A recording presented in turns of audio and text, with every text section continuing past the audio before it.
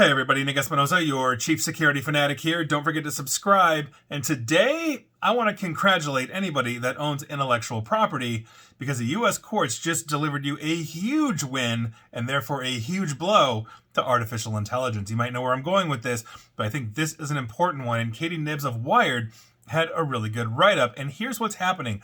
We're talking about Thomson Reuters. They won the first major AI copyright case in the United States. Now, here's what happened. In 2020, the media and technology conglomerate filed an unprecedented AI copyright lawsuit against the AI legal startup, like a legal AI startup called Ross Intelligence. Now, in the complaint, Thomson Reuters claim that the AI firm reproduced materials from Westlaw. Westlaw is owned by Thomson Reuters. So today, a judge basically ruled in Thomson Reuters' favor, finding that the company's copyright laws were indeed infringed upon by Ross Intelligence's actions. Quote, "None of Ross's possible defenses hold water. I reject them all." That is according to U.S. District Court of Delaware Judge Stefanos Bibas in basically a summary judgment. Now, notably, Judge Bibas ruled in Thomson Reuters' favor on the question of fair use. Now, the fair use doctrine is important here because it's a key component of how AI companies are seeking to defend themselves against claims that they use copyrighted materials illegally. Now, the idea underpinning fair use is that sometimes it's legally permissible to use copyrighted works without permission. So, for example, to create a parody or in a non-commercial research or in news production. In other words, if I'm making a parody of a copyrighted image and all of that, or I'm doing research and essentially not making money off of it, I essentially can use it under that concept of fair use. So when determining whether fair use applies, courts actually use a 4-factor test. First, they look for the reason behind the work. Why was it created by the creator? Second, they basically look at the nature of the work, whether it's poetry, nonfiction, private letters, etc., etc., etc. Then they look at the amount of copyrighted work used. In other words, are you using copyrighted work? Is this original creation, etc., etc.? And finally, how that use basically impacts market value of the original. So in other words, let's say I take an Andy Warhol painting and I do a couple little splashes here and there and I try to resell it as something new. Well, I'm potentially impacting, Andy Warhol, or rather his relatives that inherited everything. So Thomson Reuters prevailed on 2 of those 4 factors.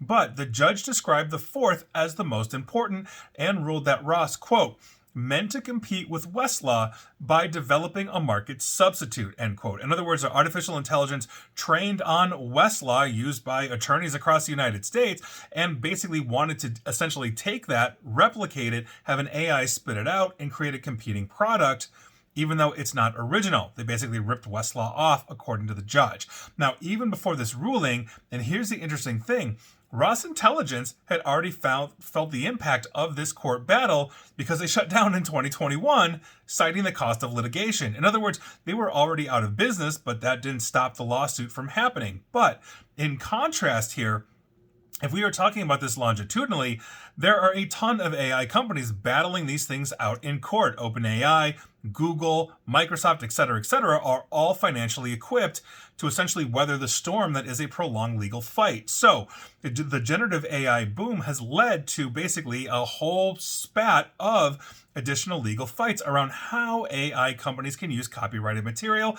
as many major AI tools were developed by training them on essentially those kinds of works, such as copyrighted books, films, visual artwork, all this kind of stuff. I've talked about George R.R. Martin, who wrote Game of Thrones, Sarah Silverman, the comedian, who wrote a book, and all of that. That is a huge thing. And so by virtue of that, there are several dozen lawsuits that are currently going through multiple court systems around the world, not just the United States, but China, Canada, the UK, and others. I've actually talked about OpenAI's position basically to the House of Lords in the United Kingdom about a year ago or so, where I think they're trying to change intellectual property rules to give artificial intelligence in general a pass. But still, this ruling for Thomson Reuters is a blow to AI companies. And according to James Grimmelman, he basically is at Cornell University and is a professor of law and digital and internet law. quote quote the professor, if this decision is followed elsewhere, it's really bad for the generative AI companies. So Grimmelman believes that the judge's judgment suggests that much of the case law that generative AI companies are citing is therefore irrelevant. In other words, it could potentially flip fair use on its head. And so I think this is actually an incredibly important ruling, because what we have now, especially in the common law, that we use here, is precedent. Meaning you can now cite precedent. And we've seen other aspects of artificial intelligence basically generate precedent in other countries as well. There's the Air Canada situation in Canada where the judge ruled that the artificial intelligence chatbot was acting on behalf of Air Canada when it offered a man a full refund on a fare when Air Canada only gives a fraction of a refund, et cetera, et cetera. This case law is being built right now.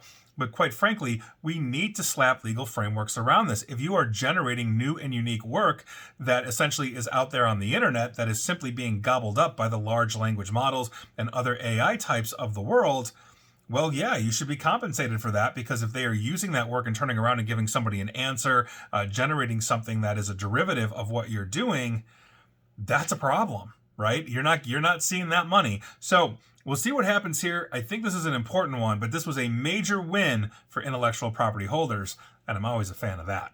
And please like, share, follow me here on Facebook and Twitter at NickAESP, and please feel free to subscribe to me at YouTube as well. And as always, stay safe, stay online, and please, please, please attempt to stay private and informed.